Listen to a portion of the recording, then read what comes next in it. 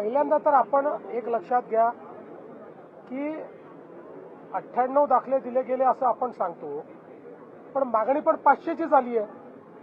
म्हणजे असं नाहीये की लोक मागणी करतात आणि दाखले मिळत नाहीयेत.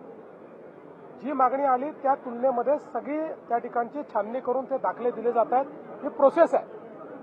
त्यामुळे प्रोसेसमध्ये जे बसतायत कोणालाही दाखले डिनाय केले जात नाही.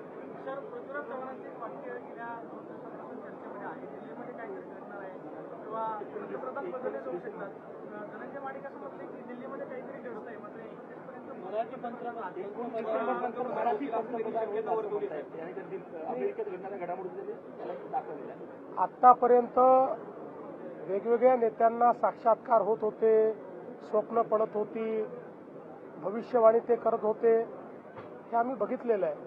पण पृथ्वीराज बाबांसारखा ज्येष्ठ नेता जे महाराष्ट्राचे मुख्यमंत्री राहिले, पीएमओचे मंत्री राहिले, त्यांनाही असे साक्षात्कार व्हायला लागले तर मात्र निश्चितपणे मला असं वाटतं की त्याच्यामध्ये काहीतरी थोडं काळबेर आहे.